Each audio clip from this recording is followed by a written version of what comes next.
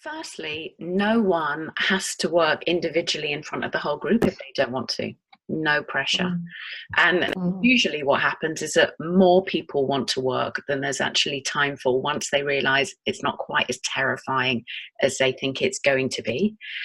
mm, So actually the onus is on me in the moments when I say who's interested in working and maybe 4 or 5 people put their hand up, then I have to go into an intuitive process about who am I going to call up to come and do that mm, work. And invariably someone might feel disappointed about the fact that I haven't called them up. Usually the mm, person I call up feels a bit like, oh shit, it's me.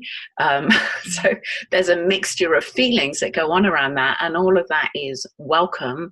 And as I said, even the people who are witnessing have been really affected by the person I'm doing the individual work with.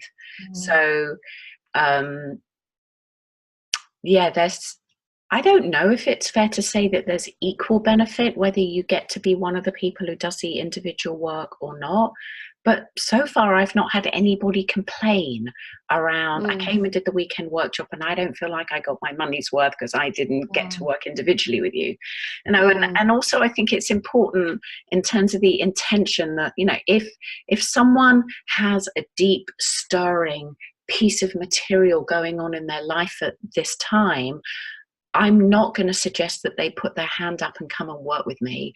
That would be better mm, to come and do an individual session with me privately. It's like, because it mm, is a vulnerable thing to come up in front of a group. And the mm, idea would be, it's like, are you feeling bored with your dance? Do you mm, feel frustrated that it's like, oh, I'm moving like that again, and I know there could be more, but I don't know how to access it. I seem to mm, find it really hard to get up off the floor, or I never seem to go down to the floor, or I'm always dancing at a similar tempo, and I wonder what would happen if I slowed it down or if I sped it up, or opening our attention to what are the habits. We all have habits in movement. I do, everybody mm, does that, I know. And so by honing in this way, we get to shine a magnifying glass on either something that has got so used to leading the dance that it's getting tired and bored, perhaps.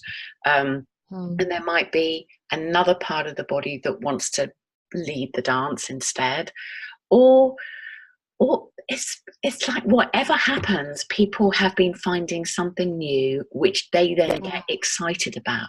And Yeah. that's so in terms of what happens if people don't want to, they don't have to. And it may be that they feel nervous and they still know my heart is beating. That means I need Mm, to go up there. And they put their mhm, hand up really strongly, and my attention goes, it's like, okay, it's them, I'm going to call them up. And mhm, sometimes mhm, I see someone's hand go up ever so slightly and I go, they're really not sure about this, but I have a very strong feeling inside of me that they're the right mm, person to call up. And I won't mhm. know why that is, but I am a teacher that really leans into my intuition a lot, as I know you know that about me.